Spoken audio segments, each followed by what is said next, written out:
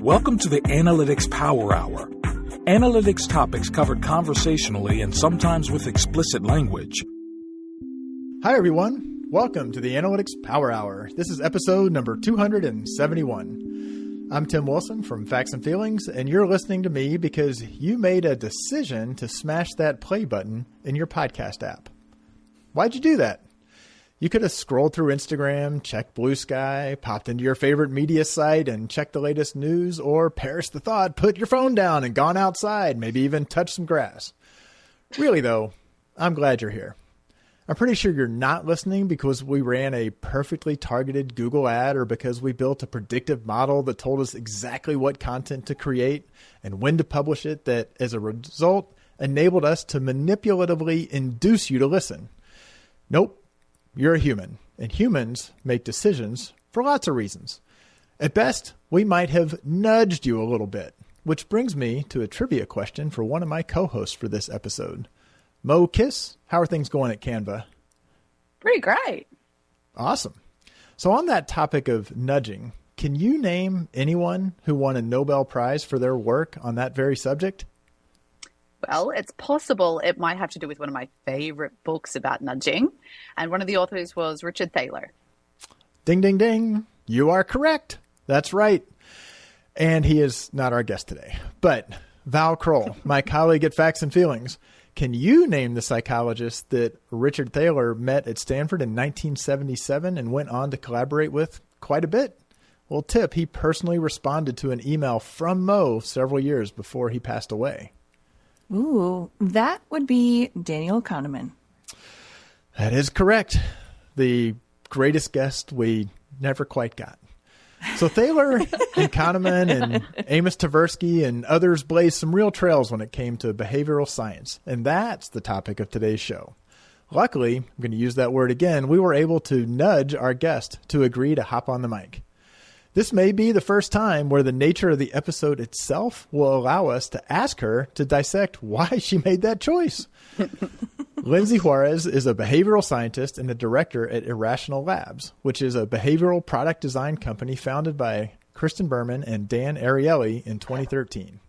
Lindsay uses behavioral insights to design and test interventions in the financial and health domains. Before she joined Irrational Labs, she was a senior behavioral researcher at the Center for Advanced Hindsight, love that name, at Duke University. Prior to that, she worked for the Federal Government Accountability Office and at NYU on a series of multi-site school interventions to reduce the racial academic achievement gap. She has a BA in psychology from Reed College and an MA and a PhD in social psychology from the University of Virginia, and today she is our guest. Welcome to the show, Lindsay. Thank you for having me. I let myself be nudged. I was very excited. You were by nudging. I think Val and I were twisting her arm at Experimentation Island, and she was like, "Okay, I'll be there." So maybe a good place to start is to actually define what behavioral science is, like in layperson's terms. Can you maybe take a swing at that, Lindsay? Yes. So I would say behavioral science is using insights from psychology, from behavioral economics, from neuroscience, and some other social sciences to understand and then predict, maybe even change human behavior. And so if you think about the way you take actions or you make decisions, there are times when you are just systematically not doing what you want to do, or maybe you don't do what you want to do, and it can be systematic. And so using an understanding of behavioral science, you can say, oh, let's anticipate the problems that you're going to have in exercising every day or eating healthy. And then what can you do to ideally change it around? So help you achieve your goals. And this is like hands down one of my favorite topics. I feel like people have often heard of behavioral science, but maybe don't have like a super clear understanding. But there always seems to be like a couple of examples in the industry that people are like, oh, that study. What is your favorite, like that study? Good question. It's probably a while ago. I mean, Google is always doing a lot of behavioral science, but they were doing it in-house and looking at healthy snacks because famously, right, they have snacks everywhere and they don't want people to get too indulgent. And they were basically looking at how can we ensure that snacks or that coffee breaks don't have too many treats coming with them. And they had basically a corner kitchen, and people who happened to have an office on the left side versus the right side would come in, and the coffee station was closer or farther to their snack bar. It was like an L-shaped kitchen.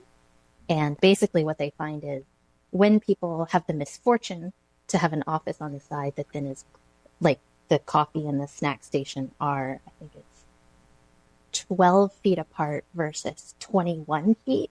I might be getting my math wrong.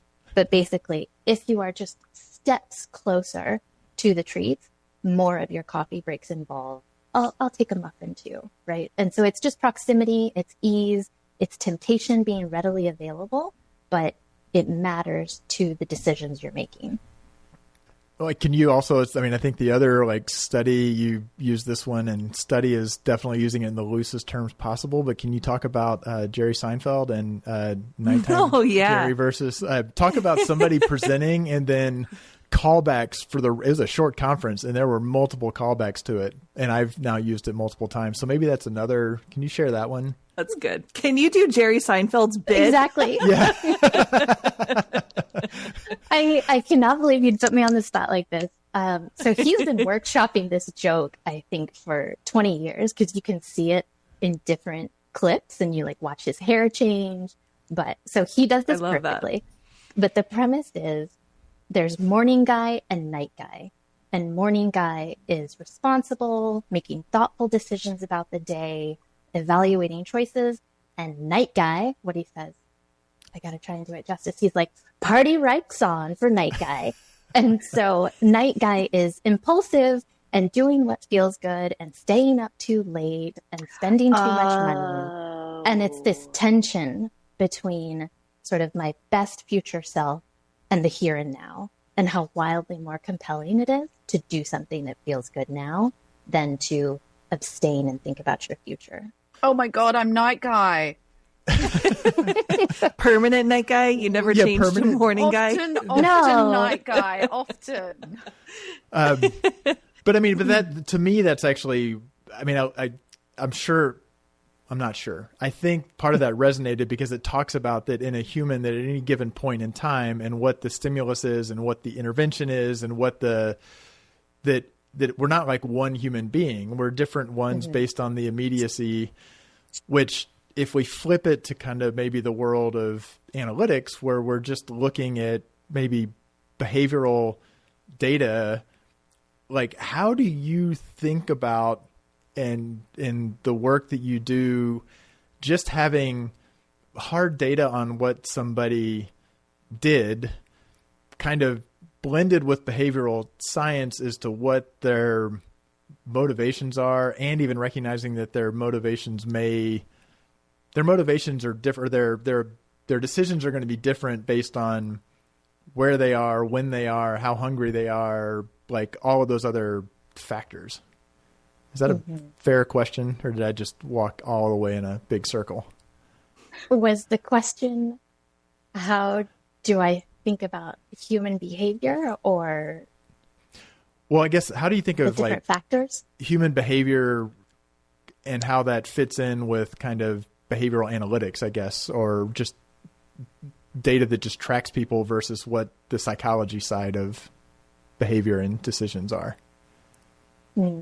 I think data that tracks behavior is often better than asking someone what they think or what they want, because you are particularly prone as a human to tell stories around your choices and your decisions, and you can tell and explain things that you notice, but certainly there are tons of things acting on your environment that you may not notice, right? Proximity is the biggest, most obvious influence. And we just don't think, oh, I got a donut because it was right there. You think, well, I was hungry, I didn't have breakfast, I've been working out a lot. And all of those start to feed into the story you tell. And so if you are a researcher doing user interviews, then you're very likely to hear something that people say is a reason for their behavior. might be one of a factor in their behavior, but is not going to be the one and only thing that matters. And so I think it's very important to think about what inputs am I getting as I think about research? Have I just asked people what they feel or what they think they did? And then even having data, sometimes you're still getting this moment and it's abstracted from everything else that was going on in their life and the other pressures, the time constraints. Are they distracted about something else? Are they worried about finances? Does that lead to a different choice? It's just how do you figure out as much as you can about the situation and the context? So I have to say, I started my career in market research, and we would ask a lot of times, especially in the CPG world, how likely are you to purchase this again over the next 3 months, whether it was, vodka or yogurt or a pair of jeans. And so I was asking people for the future. And when we were reporting this up to like marketing organizations, they were thinking about that in terms of as an input to their media planning and what the take rate would be. And so it was like seen as this like very tried and true thing without the context of, is your competitor going to be on sale at the moment that I go to the grocery store? Or is that, kids yogurt going to do a collab with Frozen and I shop with my kid and now we're definitely not buying your brand anymore. Right. And so I always craved, but what actually happened? And so I felt like when I made the shift into digital analytics, I'm like, oh, now I'll know. Now I'll be able to see like what people are doing, the choices they're making. I'll have, this BI data at my disposal. But then I found myself just craving the other side of the same coin. Like I didn't know why they made some of those choices or like what was the context like you were just mentioning, Lindsay. And so it feels like your answer is interesting about like that being able to see like what they actually did and abstracting that from like the other context. It just always feels like no matter which one I have, I'm always craving the context of the other side of that coin. So what are some of the ways, I guess the question in that is like, what are some of the ways that you could think about pairing those different types of data or analysis together to give you the fuller picture or to help support better decision making? I think you're right that ultimately you have to use them all, or there's a time and place for every single one. I came up from a social psychology background, and grad school, our department had a particularly strong quant area. So I think for a long time, I was a little bit of a hater around qual research. I was like, people couldn't tell you anything. And now it's older, wiser, more knowledgeable. We do a mix of all different methods, right? You run a survey, you try to just track clicks on a website, something more objective. You do interviews. I think it's nice to use the initial click data to say, oh, here's where something is happening, whatever that might be. And then you can use interviews if you have them. But I think it's interesting to come up with a hypothesis before you talk to a customer, perhaps, because then you can present them with hypotheses. You could put an idea in front and get that reaction rather than just saying, so tell me, are you going to buy my product next week? Do you like me?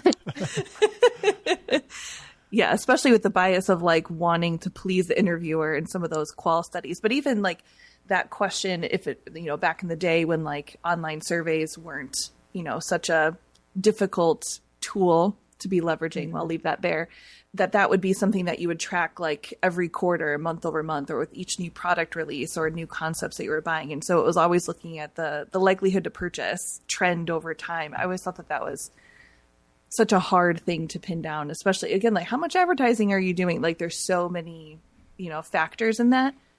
But I guess conversely, the one thing that you also just called out about the hypotheses that you have from the data before you talk to your customer, I noticed so many times, and I'll see myself falling into this trap, that I'll look at descriptive statistics about something that has happened, and I'll think like, oh, here's why this happened. Like, oh, it's because that wasn't above the fold, that month. It's because they didn't see it. When in reality, even if they did see it, even if it was a popover message that locked them into the website, like if it wasn't a good offer, then maybe that was the reason. And so I think that there's this sometimes intensity even with business partners to pull out like the jump to conclusions, Matt, about like why something happened versus being curious or even framing it as a hypothesis in the first place. Like it could be the placement, it could be the offer, it could be, some other context of where they arrived from. But I find it's really hard to get people to always think about that idea of like why that happened. That's actually just a hypothesis. Like, and it's framing that way I find is a healthier approach. But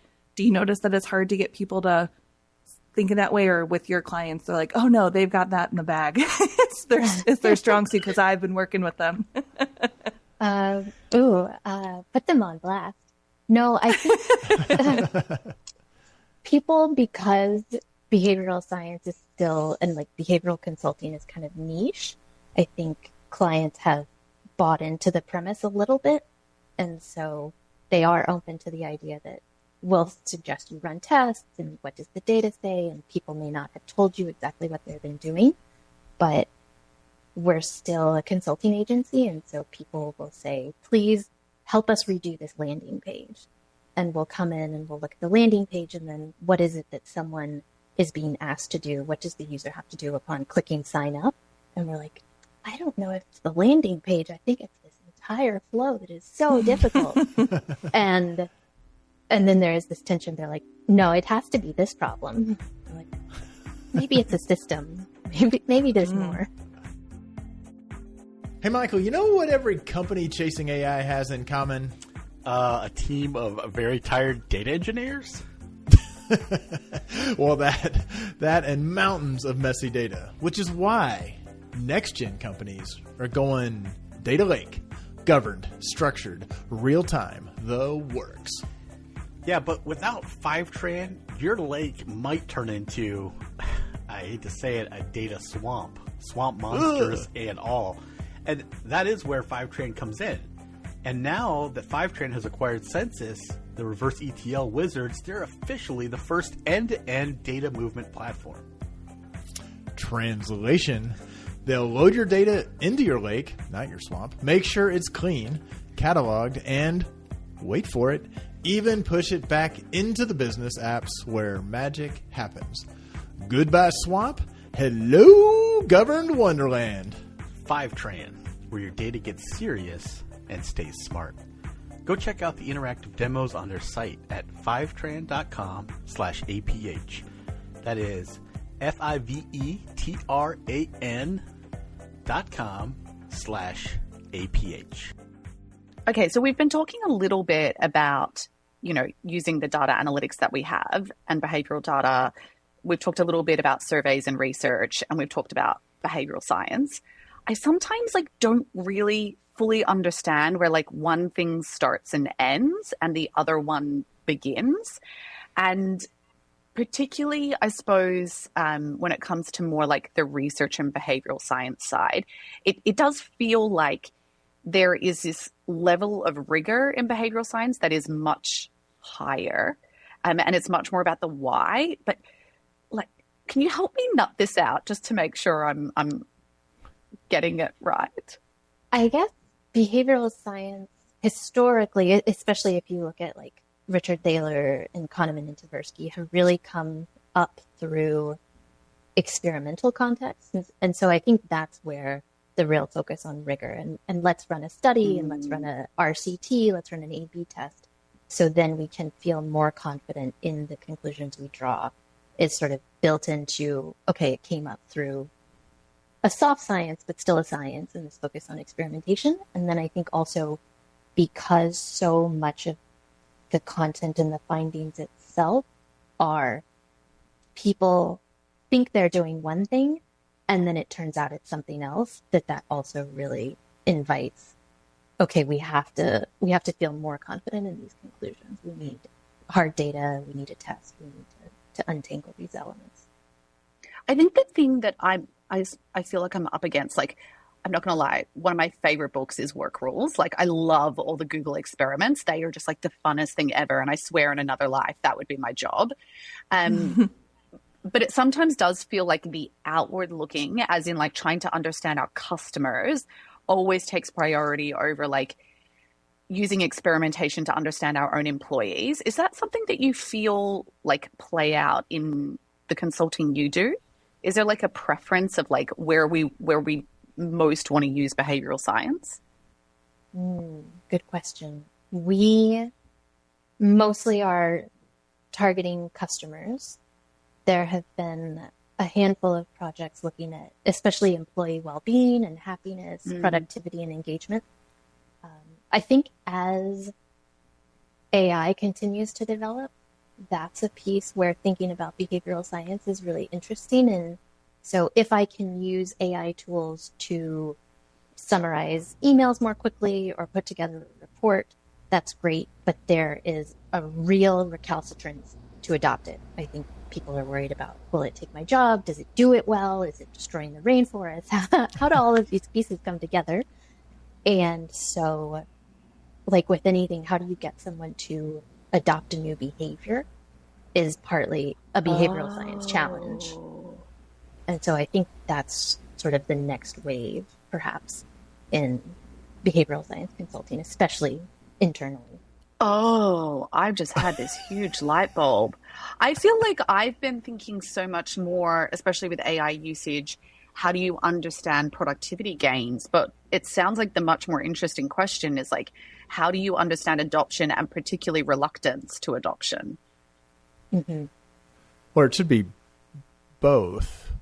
I guess coming from like psychology, social psychology, behavioral science, it feels like there are, I hate to say frameworks, but I'm going to say frameworks, but like perspectives where you break down a problem, like how do we get people to get past this page or take this action? And there's kind of a marketer or a UX or a designer feels like the ideas can be kind of crude, like, oh, we're just going to throw a pop-up banner in front of them that they have to click out on, which is kind of based on loose human intuition, or it's based on what they've seen done in the past. And these things, let's make it blink, let's make it flash. This is where I put like behavioral science up on a pedestal. Feels like there's a level down of, it may still result in saying, let's put a pop-up up there, but it's kind of grounded on, let's try this thing because it's a proximity thing, or it's lowering a barrier, or it's offering a benefit.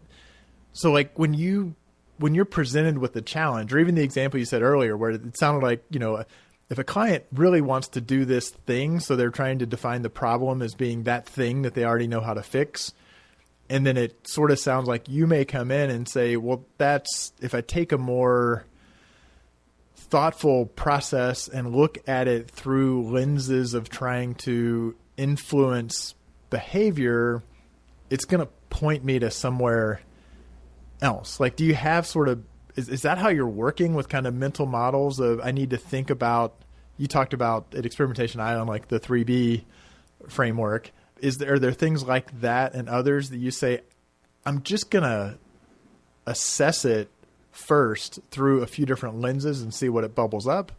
Or am I completely botching how that sort of work occurs?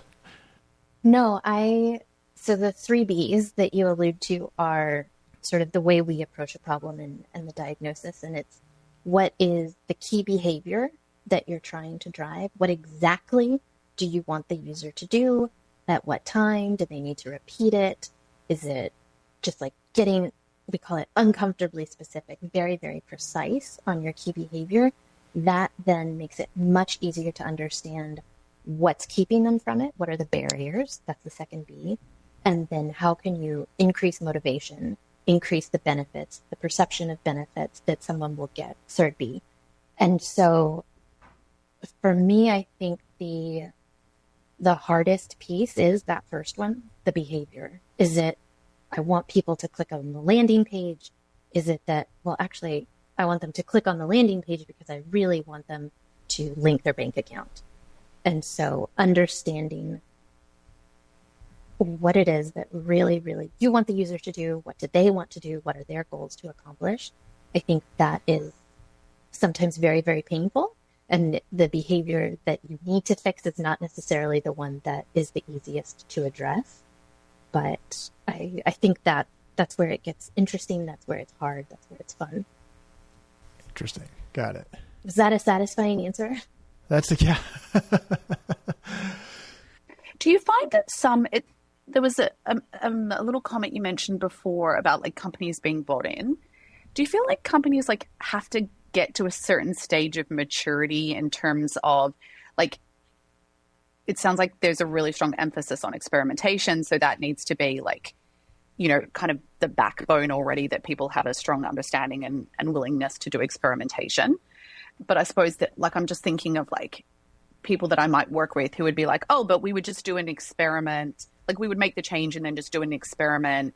And like, do you feel like some companies are resistant to engaging with behavioral science, and that the ones that you do engage with, like they just get it and they're like kind of more mature in their thinking here?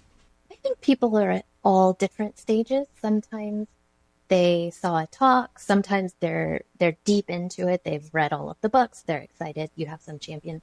I think we have the most success at trying bigger swings when it's a smaller company, because it's just easier to take risks, I think, when you don't have giant infrastructures and thousands of people. So that can be, I think, just tough when there are levels of bureaucracy and teams are siloed, right? So if you do think about this system in an entire flow, it can be difficult to make the sorts of changes that you might want. But I think, I probably flatter myself, but I think behavioral science and the idea of nudging is becoming more popular, more palatable. And so I think there is an appetite, especially if you can say, we think this will make it easier for users.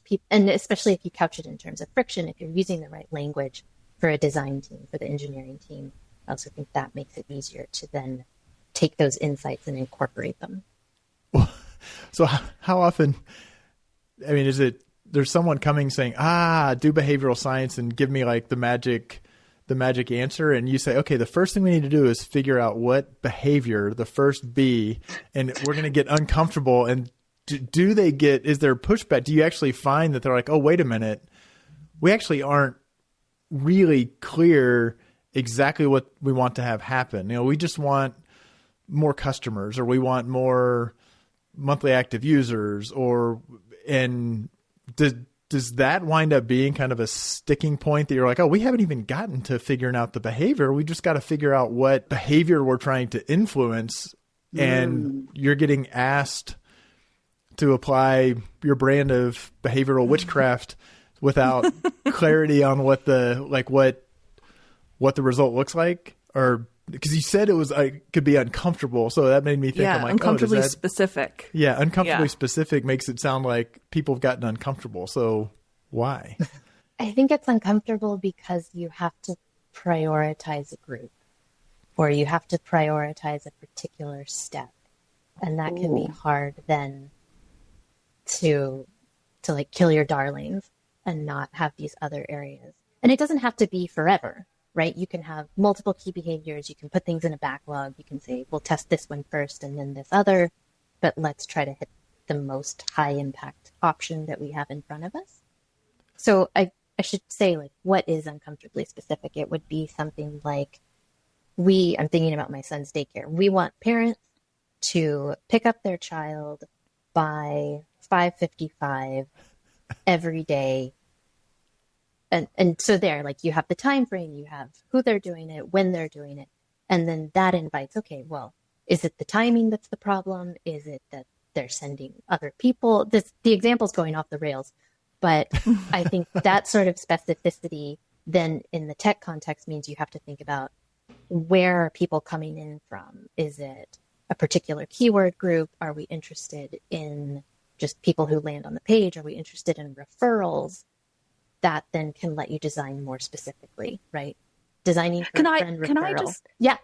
Can I interject? So with this daycare example, is the problem that businesses like come to you and say, oh, our staff are doing overtime and like we want to fix the fact that we need to pay staff longer hours, and you're trying to like narrow it down to be like, we want parents to pick up children by 5:55 because like that is the like narrowest scope, because like, is that, am I thinking about this the right way? It is nice to narrow your scope and get so specific on the behavior, because then different solutions arise. Actually, I'll give an example. This is a case study. This is work we did with TikTok now a couple of years ago, but they were really interested in reducing potential misinformation on the platform. If something is verifiably false, TikTok would want me to say they take it off, because they do, but things in that sort of nebulous, I wonder if, what if, those sorts of things, or developing situations, how do they get people to not share that, to not watch it, to not post it in the first place? You can see already reducing potential misinfo on the platform could come in a couple different ways, right? Is it stopping a poster from posting? Is it a poster takes something down? Is it I don't share it? Is it I report it to a moderator? All those different mechanisms and potential key behaviors. What do you want to drive? And so we worked with them. It's an iterative process, and we landed on they want viewers watching to not view it and not share. So you sort of stop the spread now that it's out in the world, but not farther up the funnel. And so worked with them then to design an experiment. They ran it in product and then eventually rolled it out all the way. But basically, if you put a flag, if you put a banner on there labeling that this is potential misinfo, potentially inaccurate, I think is the exact word that they used. And then if someone clicked the share button, there was an additional pop-up, add some friction. Are you sure you want to share? And the emphasized button was no, cancel, go back. Then you could reduce shares, I think it was by 24%. And the banner reduced views and likes by, I think, 5 and 7%. So, wow. Depending on your anchors, that's impressive. For us, it's impressive. And so that's the kind of thing where a particular key behavior invites a particular design. If you were focused on creators or some other part of the funnel, different intervention, different tests, different outcomes. But that example does seem like it's getting to, on the one hand, without thinking of it through one lens, you'd say, well, we're just going to ask them to confirm what they're doing. It sounds like you said, oh, we're specifically adding friction, which is the counterbalance to, or the flip side of easing benefits. Yeah. Benefits. So looking at it, it seems like it would open up.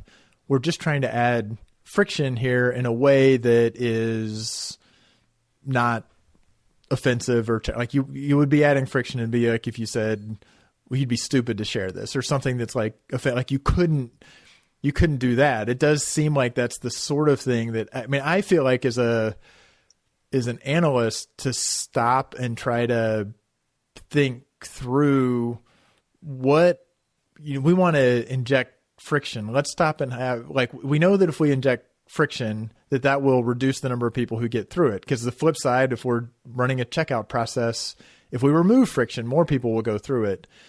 So focusing on ideas for, in that case, adding friction seems like it would open up a broader set of testable hypotheses of the specific mechanism for adding friction, as opposed to just saying, let's put a second prompt. I don't know, like it feels like really like canceling your gym membership. Yeah. I mean, it just feels like there's trying to add a little more thought, then kind of expands the possible solutions, and in many ways is probably often expanding kind of testable solutions. Maybe? I don't know. Who wants to go next? Well, one of the things that I was thinking about, because we've talked about a little bit, you referenced like the funnel and like the steps. And so Tim and I were just talking about how we still can't believe that we see people posting things like the funnel is dead. And it's like, when will be saying the funnel is dead, because we know that we can't just talk about it as like, oh, this is an awareness problem, like just wave our hands and, increase our ad spend and hopefully that fix all the problems downstream. Right. And so it seems like it's a step towards more, more maturity for organizations to think about more nuanced journeys and where these different audiences are coming from. A primary care physician who's out in, Idaho versus like a specialist who's practicing inside of a hospital system in a large city.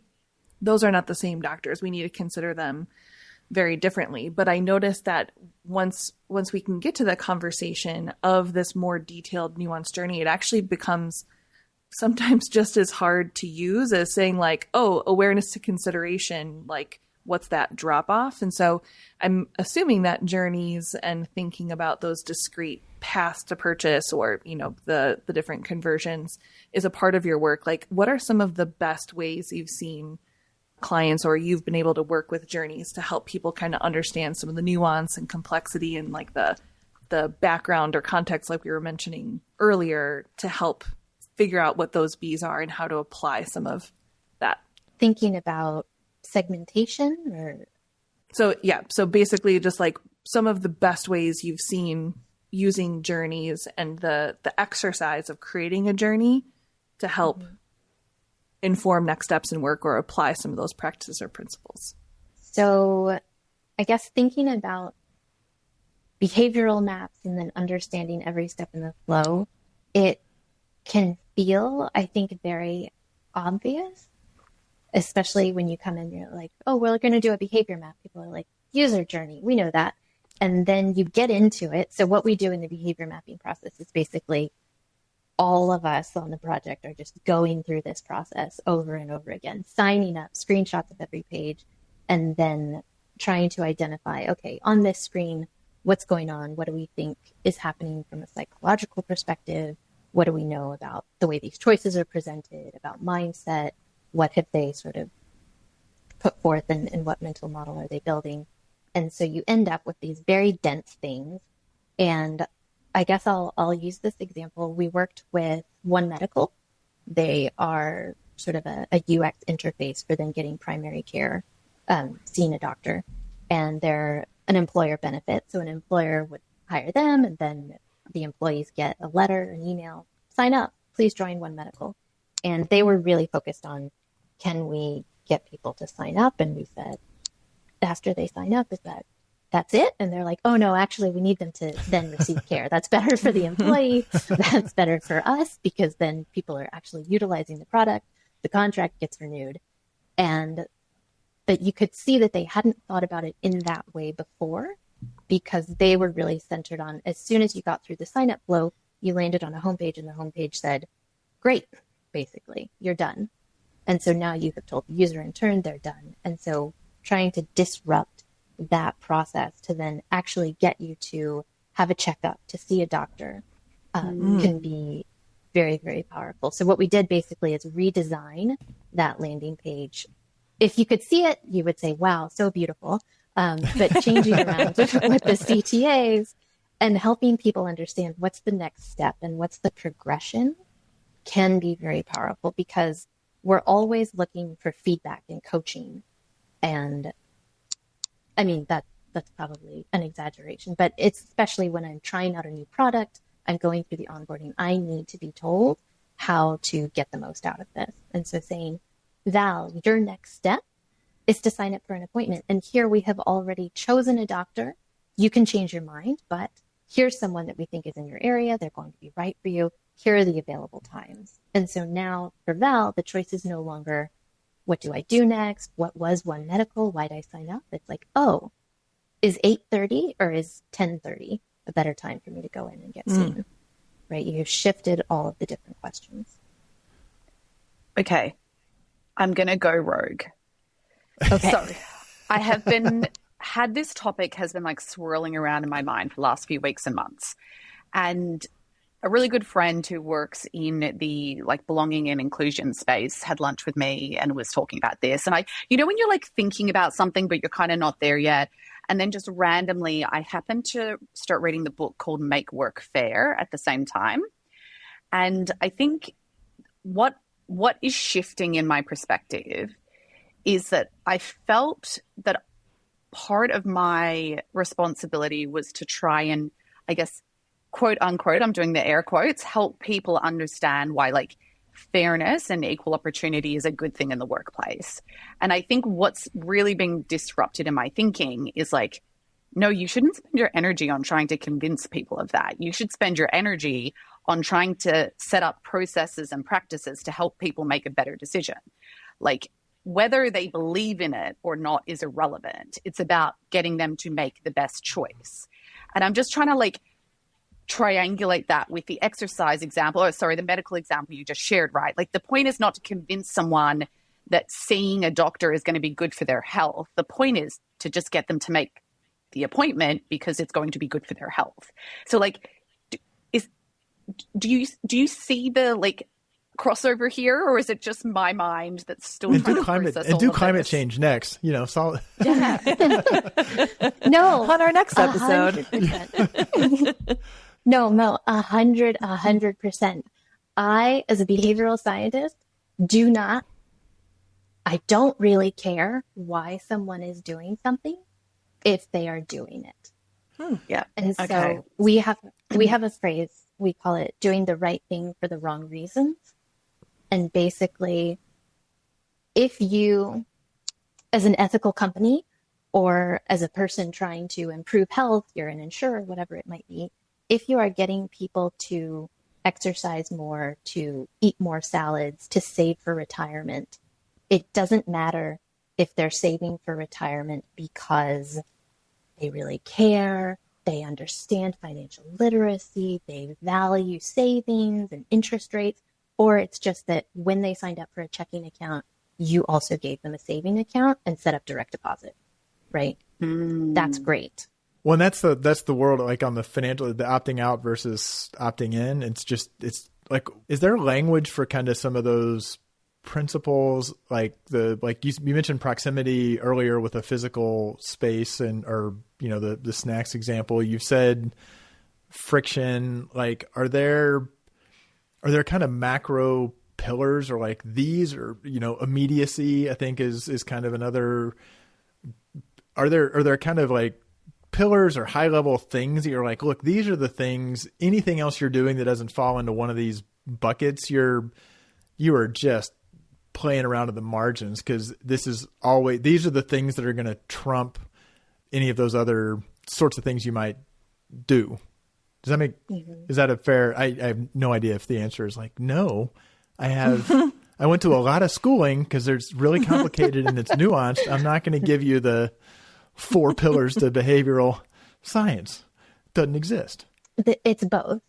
Both is the answer, is that certainly you want to make things easy for people. You want to make it fun. You want to make it the reward as close as possible to the behavior as you can get. So insurers are always saying, right, do this difficult, hard thing and we'll give you 5% off of your next, 6 months out premium. Like, whoa, no, of course people aren't doing this. It's never going to happen. And so certainly whatever you can do, basically, I think always thinking about the here and now and what is making it simpler to do, what is making it more enjoyable. That's where you're going to get the most from it. Yep. So it's like, I'm going to give you the 30-day trial first, not give you 10% off in a year's time. Ooh. Well, that's why I'll give you a 30-day free trial, but you have to put your credit card in, because then you have to turn it off. So I'm not going to send you a reminder. I'm not going to. Yeah. That's behavioral science for bad. That's Yeah. not the goal. Wait, what's other bad behavioral science? Yeah, using it for bad. And give specific client examples, please. No. So it even has its own catch name. So there's nudge, right? Behavioral science for good. And then there's sludge, is when you use behavioral science to slow you down. You're making it harder. You can't get out of it. I think Delip-Soman is to thank for that term. And it's so intuitive. Now you're like, oh, I understand. You're making it harder for me to cancel. You make it so I don't understand the terms. I clicked the wrong thing. It's all of that. I remember when I was first getting into CRO about 100 years ago, there was a web series. I don't know if you guys remember this, with Pep and Ollie Gardner, and it was called Page Fights. And they would oftentimes invite someone, a special guest, to join, and people would submit landing pages or home pages to be essentially ripped to shreds by them. But it was so funny because it would be remember those trust or verify signs, you can submit here, why would you put that so far away from the submit button, or you should never put this below the proverbial fold. And so they would take all these principles and layer them on top of each other, when you're who knows if the context of all these things together are actually leading to any like good or bad performance. But I just remember like it was just one after another, just like throwing it at these pages. Just, do you guys remember? Am I the only? No, but it I've sounds fun. seen- It was, I mean, they're hilarious. So it was always a good time. But I remember thinking like those had some of the, it was before like the canned spam and all that. So like auto check the, email me and things like that. And so I was reminded of some of that. Now I'll remember that as sludge. Thanks to you, Lindsay. Some of them were good ones too. It wasn't all bad ones, but I'm just thinking about how they're used in combination, or again, like all those layered assumptions just getting pushed in together. Okay, thanks for the trip down memory lane, but still, I've got like 50,000 things to go through with Lindsay. So like on to the next topic. Okay. You mentioned earlier that sometimes it's a lot easier to have like big impact at a small company. One of the things that's top of mind for me is like sometimes it's like really good intent, especially when it's nudging and also for the betterment of our employees. The one challenge I do have is, and I thought the inverse. I thought the bigger your company, the easier it would be because you could experiment more easily because you would have bigger samples. It gets very tricky at a smaller company, especially if you want to test something specifically on employees. I imagine this happens all the time when you work with companies, right? Like I'm thinking we changed something recently in our last round of like performance reviews, which we wanted to do to like better recognize contributions that people were making that, I don't know, you could call it glue work, kind of unseen work, that sort of stuff. And like my desire is always like, let's experiment. And then there are these like technical barriers of like, oh, you can't do it because the system doesn't let us like do one questionnaire for one group and one for another group. Like, do you find that is often a blocker, or is it like if people have such strong desire to experiment so that they understand why the outcome happened, like people find a workaround? Yeah, sometimes you're right. You can't test it well. You can't have a perfect RCT from the tech, from the sample size, whatever it might be. I think any measurement is probably better than none, or it's better than like vibes only. And so I think that's what we push for. And right, there's sort of tiers of experimentation and the analytics that you can take on. And so that it's trade-offs, right? I think the nice thing about a smaller company is simply getting the buy-in, and it's much easier to all have the same language and the goal. Whereas once you're in something really big, it's so siloed and different KPIs, different metrics, everybody's getting evaluated differently. So I'm sure Mo has a million more questions, but unfortunately we are running out of time. So I'm going to have to nudge us towards a wrap. So this has been a really interesting discussion. We didn't have any mention of Katie Milkman and Choiceology, the book and the podcast. I was very surprised, Tim. You held back. That's why I just slipped it in. I do love Katie Milkman. Because I was thinking of some of the things where she talks through the studies, and we won't pursue the whole, like when studies are done in a academic setting, it can be the challenges and risks of trying to figure out behaviors. But at least I've said it, so now I've put you covered it without being a question. But it was a great discussion. Before we wrap up, we like to do a last call where we go around and have everyone share an article, a thought, a post, a movie, whatever that might be of interest to our listeners. Lindsay, you're our guest. Would you like to go first? Yes. I am so excited to share this. This is an academic paper that I know. Spoken like an academic. It's going to be worth it. I promise you. This is a delight. So this is by a researcher who really focuses on communication and especially miscommunication and where we don't realize that things are going so awry. And so it's very clever. He had Chinese speakers come in and read ambiguous phrases. He's recording them. And so it was something like, the question was, oh, what have you been up to? But they were told to say it in a particular way, right? That's ambiguous. What have you been up to? Oh, what have you been up to? And so they were assigned a particular intonation, and then listeners listened to those recordings, and they were supposed to guess which intonation it was. And when it is Chinese speakers, people, or Chinese listeners, so they speak the same language, they understand the words being said, then you get people to say, I think I'm right 85% of the time, but they're actually right 44%.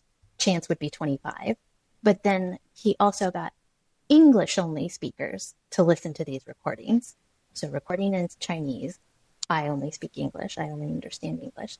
And then the people have to guess which meaning it is, and they rated their confidence. The English listeners are getting it right 35% of the time, but they think they're right 65% of the time. And it's that 65%. I don't speak this language, but I feel confident that I know what's being said is wild to me. It is wild. Wild. Outrage. Yeah, it's just nuts. What's the name of that paper? What is its actual title? The Extreme Illusion of Understanding. Ooh. Wow. And then they also asked the speakers, do you think people will get this? And they were like, yeah, at least half the time. So basically, everyone is always wrong. You're not communicating nearly as clearly as you think. In conclusion. And you as a listener are just like so confident that you're getting things and you're not. Even when it's in a language you don't speak. I love it. I think that describes so much more of my life than just, even reading intonation. Oh, wow. That sounds fascinating. In an academic paper, I feel like your description of it might have been better than me trying to read an academic paper. But I know. I feel like your description was amazing. I'm going to give the abstract a shot, but we'll see. Okay. Report back. Mo, what about you? What's your last call? Well, I did have a different one, but I've swapped because I did just mention this book. So I have been reading Make Work Fair. I'm going to butcher these poor women's names, but Iris Bonnet, I think I did that okay, but Siri Chilazi is the second author. And yeah, I'm just loving it because, like I said, it's really challenging my perspective on, I guess I always thought a big part of making work fair was like about winning hearts and minds. And it's like, it's not. It's about like, what are the processes and policies that you put in place? And it's been like really influential. Yeah, it's like really changing the way that I approach this and how I spend my energy. So definitely recommend a read. Interesting. You reading it or are you listening to it? Are you listening to it or are you reading it? This one I'm listening to. I don't read workbooks anymore. My Kindle is purely for whatever trash I want to read. What about you, Val? So mine is a Medium article that was published on the UX Collective called UX or PX, Why Naming Matters. And so this was inspired by some time ago, the VP of product experience at Duolingo had this big post that they renamed from their whole UX function to product experience. And you think about that, it's a pretty big switch from user experience to product experience, but it caused this within their realms this big kind of uproar, and it even inspired Jacob Nielsen to respond, who was the father of UX, Nielsen Norman Group, and all the heuristics and the norms, right? And in reading this post, it was interesting why they break down that shift and what that could potentially mean, and if other people will follow suit. And there was a whole section in the article talking about why naming matters and why UX and PX folks care about names. And it reminded me a lot about how we hate the term CRO, but we also can't stop using the term CRO for conversion rate optimization. Tim asks me all the time, I heard that we don't say that anymore, but what do we say in its place? I don't know, experimenters. It's such a nice shorthand. But anyway, so it's fun to kind of a half step away from the analytical experimentation side to see that other people are considering and thinking about those things too. So an interesting read. But it matters more if the product is having a good time with itself than it matters if the user is having. Is that what the product experience is? Is the product fulfilled? Is the product satisfied? Yeah. Well, because if you always think about UX or even CX, right? It's the intersection of whatever it is, design, the product, and what's good for the business, which was even actually a part of like your introduction to the way that you apply behavioral science, Lindsay, when we first opened this call, which I thought was interesting. So it's prioritizing the goals of the product and what that needs of the business more than individual users. But the byproduct of that is a good user experience. So it's a reprioritization. So it's interesting. It's an interesting shift. All right. What about you, Mr. Wilson? What do you got for us for our last call? So I'm going to do the quick bit of log rolling and just call out that Analytics the Right Way, a business leader's guide to putting data to productive use, is now available as an audiobook, I think, on most major platforms. So if you haven't bought that yet, that's the book I co-wrote with. Or you could do both. Sutherland. You could do both. I have buy both. one. I've bought both. Buy 10. No, buy 15. Buy every possible. You can get an ebook. You can get a physical book. So buy the book. When it comes to things that are written by others, I will plug a new Substack that I came across that I think will appeal to a certain audience. And that is the Can't Get Much Higher Substack. And it's Chris Dalla Riva. But it's basically the intersection of music and data. There seem to be a whole bunch of people kind of cropping up who are doing cultural things with data and going in. Like he did, the one that I found him on was the greatest 2-hit wonders. Cause like, oh, everybody knows 1-hit wonders, but what about like 2-hit wonders? And it was interesting. A lot of times it's where do you get the data? How do you actually define a 2-hit wonder? Iterating on kind of how that breaks down. So you have to get uncomfortably specific on that definition. You do. Well, it's actually one where it's like you pull it and then you're like, wait a minute. I think the greatest 2-hit wonder, I'm going to forget because I'm just not enough of a music person.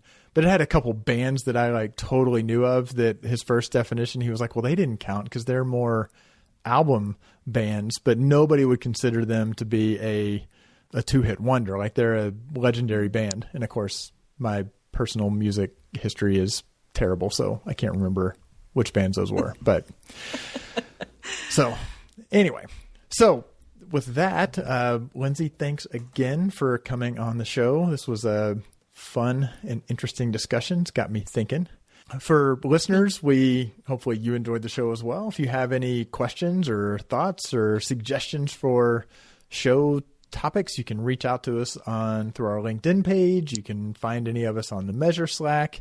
You can just use good old-fashioned email at contact@analyticshour.io. If you've enjoyed the show, this episode, the multiple episodes, we would love to have a rating and a review. We'll be talking to Lindsay offline about how we can nudge more users to do that. Do it now. Do it now. Urgency. We will give you a 5% discount on the merch 7 years from now. It'll be perfect.